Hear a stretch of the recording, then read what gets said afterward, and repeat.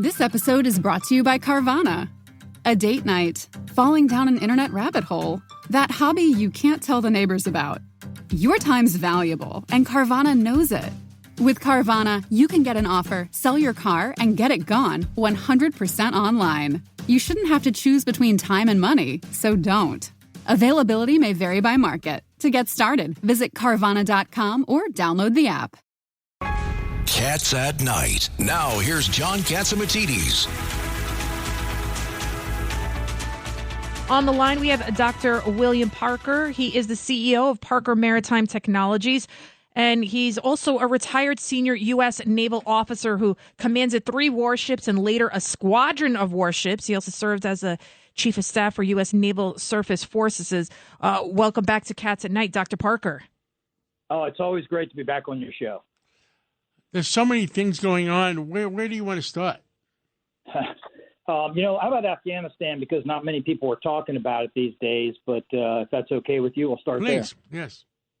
You look back at this 20 years, $2.3 trillion, 2,324 American servicemen dead, 3,900 contractors, and the list goes on.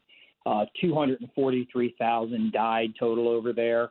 And the Taliban just kicked out all of the women out of their universities.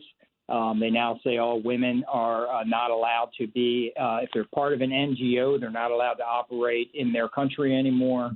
And meanwhile, we've left a lot of equipment behind, about $83 billion to include Apache helicopters, Humvees, et cetera.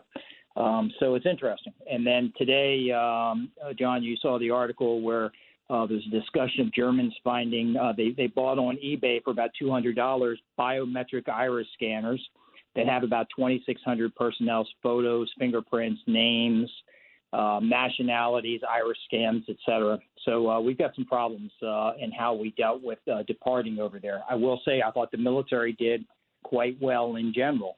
That said, the way we left and as fast as we left is why we're at where we're at today. Dr. Parker, this is Pete King. I was going to ask you, do you know what the status is of the Afghans we left behind, or the translators, those who had cooperated with us? Is there any improvement in their status? Are they being hunted down? Yes, sir. And I know this is something that you in particular focused on. The reality is we have been successful in getting some out, thanks to a lot of work from a lot of brave people. But unfortunately, there's still many Americans there. And there's a very large number of interpreters, translators, et cetera, that we work with closely and made a huge difference on the battlefield while we were there. Dr. Parker, going back to the women, we're seeing the videos of the women crying when they're being told that they can't go to school anymore. And they're actually out in the streets protesting, and they've unleashed water cannons on them, but they're still out there. I'm worried about their safety, but I guess it's also a good sign that they're able to protest in the first place. What are you hearing? Well, ma'am, unfortunately, these people are not going to. It's not going to end well for these women, and I give them a lot of credit for having the courage to stand up, similar to the Iranians who are standing up against their government right now. This is a brutal organization, the Taliban there. And unfortunately, I think what you will find is many of them dead or in prison. And it's really sad to see that some of these people held political offices or were teaching at universities, et cetera, and now they're not even allowed to go into their own parks or attend school. And what is that going to do to their economy when women are no longer allowed to be educated, no longer able to work? I'm seeing these videos of women saying, my husband is disabled, or I'm a widow, I need to work. It's going to be a fourth world country. Yeah, it's going to go from a third world to a fourth world country. It is going to be a complete disaster. And then there's going to be reaching out from to around the globe, asking folks to help fund them to bring them back to the point where they can at least eat. And they're not there right now. They are suffering mightily, and much of that is because of a rapid, poorly prepared departure. And Dr. Parker, we're seeing this video of this huge hole that has been cut in the El Paso barrier, and just migrants are pouring through. It's hard to believe this is still the United States and that's happening. Well, I tell you, this gets to state rights issues, but the reality is, you had 900,000 legal immigrants come into the United States in the first 9 months of 2022. That's good, right? We want to bring in in good people that care and want to be American citizens and do it the right way. But this year, 2.76 million migrants have crossed the southwest border into the United States. That's 1 million more than any other year. And in El Paso, it's on a stretch of the border between the U.S. and Mexico. It's 4 miles from El Paso where they've cut this huge hole, and they're bringing in drugs. They're bringing in human trafficking like you wouldn't believe. We don't know what else, and that really concerns me. If they're bringing in weapons of mass destruction, bioweapons, et cetera. We have a huge problem there. And we also have an issue with states' rights on whether or not these states are allowed to say, no, I'm going to put up this barricade, whether it's Arizona, Texas, or others, and prevent this from happening.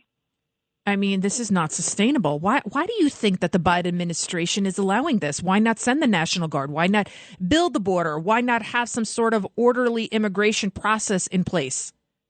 I don't know the answer to that, but I've heard several people make the prediction that perhaps if all of these folks that come in illegally, many of them are good people. They want to go and be in a better place or whatever, but they come in and then they get citizenship, and now you have changed dramatically the voting dynamic in the U.S., changed it dramatically overnight by allowing all of these people to come in illegally and then become citizens.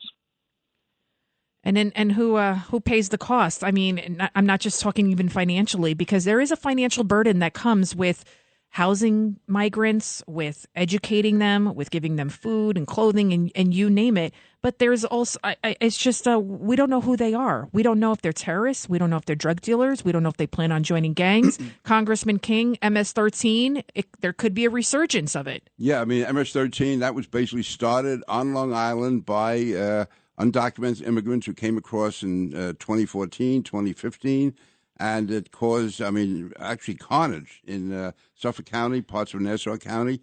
But, when we're wondering why Joe Biden is doing this, during his campaign, he basically said he was going to open the borders. I mean, this is, to a lot of Democrats, a lot of progressives, we should have open borders. We should be bringing in more people. I think it's a terrible policy. And let's face it, whatever people say about President Trump, and I can be critical of him in certain areas, immigration was under control as much as it's ever been by his last year in office. Even under Barack Obama. Remember, they called him the deporter in chief. Right. And he just last year said that it's not sustainable to have open borders. I think this is a national security threat at this point. Dr. Parker, what do you think? I think it's a national security threat. I think it's a national economic threat. I think when you look at our schools, it's a major issue, all points that you have brought up. But when you get to the security side of the house, if you don't know who's in the country and you don't know what they're bringing in, that's a major, major threat. Can you imagine allowing people into your home, open up the front door and just say the next 12 people just walk on in? Doesn't matter what you have in your backpack. That's basically what we're doing right now. I mean, all our people, all our security people in Homeland Security, if the boss is getting orders from the White House, what do they all think?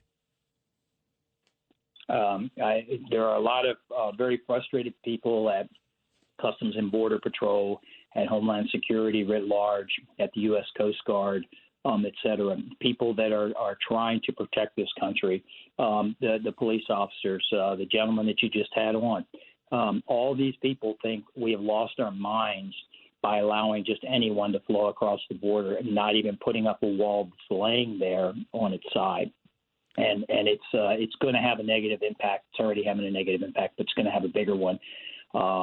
And we start having, dirty bombs go off in the United States. It's going to make 9/11 look like child's play, which is just horrifying to think about, but not hard to get weapons like that across the border when they're as porous as they are. When you realize how difficult it is for the airports, all the tight security measures, and yet in the southern border, people can just walk across, and the terrorists are well aware of that. They are well aware of that, and that's why I started off with Afghanistan today, is because when you really look at it, they're making preps right now. There's somebody sitting somewhere right now in Afghanistan that's making preparations for the next attack or attacks against the United States, and I believe that will be in either a dirty weapon or a bio attack, because those are the significant impacts, and you can hurt the most number of people doing that. And I'm not sure that we've maintained our, apart even from the border issue, whether we're doing all we can as far as terrorist activity, trying to stop it to, again, when I was down there, I remember the tremendous effort both in New York and Washington, other places, to fight back against terrorism, to set up investigations and security measures. And I'm just not convinced that that same intensity of effort is going on right now. Yeah, so the way you win this fight is you take the fight to the enemy, and you do that by going into places like Afghanistan and other places around the world that people don't enjoy being deployed to, but they do it because it keeps the fight over there. And when you leave places like that, you not only allow them to prepare on their own, but you also allow them to recruit. And I can't even imagine what the recruiting looks like right now with the Taliban after they have said, look, we kicked the Russians out. We kicked the Americans out now. Heck, we kicked out Alexander the Great. But look, nobody can defeat us. Just come join our group. And that's exactly what you're hearing right now. Incredible what's going on in our world today. The only guy that didn't defeat was Rocky. Well, Rocky was on their side. Well, thank you so much, Dr. William Parker, for all that you do. Thank you, Bill. Thank you, Doctor. Happy New Year. Happy New Year. Thank you. It's Cats at Night on the Red Apple Podcast Network.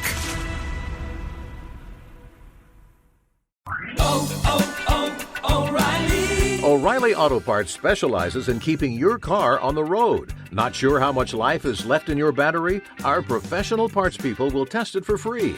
If it does need to be replaced, we'll help you find just the right one to fit your car. Our Superstart batteries are built to handle even the toughest conditions. Visit O'Reilly Auto Parts today.